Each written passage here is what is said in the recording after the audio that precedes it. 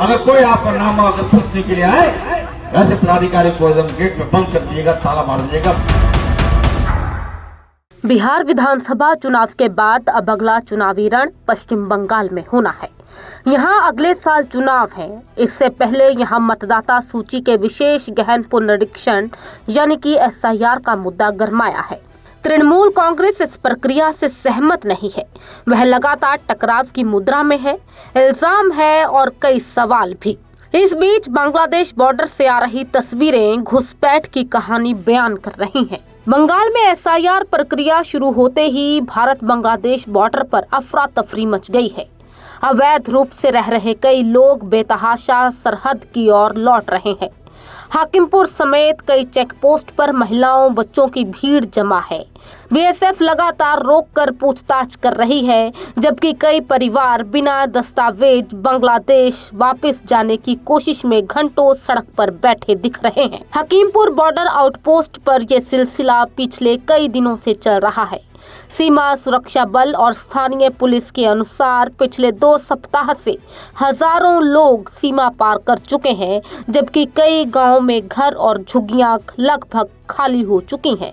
पश्चिम बंगाल के सीमा इलाकों से पकड़ में आए या लौटते हुए कई प्रवासियों ने कहा कि उनके पास पहचान पत्र नहीं है, कागज नहीं है, वो बच नहीं पाएंगे इसलिए लौट रहे हैं। कुछ ने कहा हमारे पास नकली कागज है, वह पकड़ में आ जाएंगे। सोशल मीडिया और अवैध प्रवासियों के WhatsApp ग्रुप में भी यह संदेश तेजी से फैलाया जा रहा है कि SIR में सब अवैध प्रवासी पकड़े जाएंगे। रजिस्ट्रेशन नहीं होने, दस्तावेज न होने या पहचान पत्र में असंगति होने पर डिटेंशन कैंप भेजे जाने का डर भी है। बंगाल में SIR का विरोध हो रहा है। न सिर्फ सियासी नेता बल्कि लोग भी इसका विरोध कर रहे हैं और सड़कों पर हैं। ममता बनर्जी SIR को NRC से जोड़कर देख रही हैं।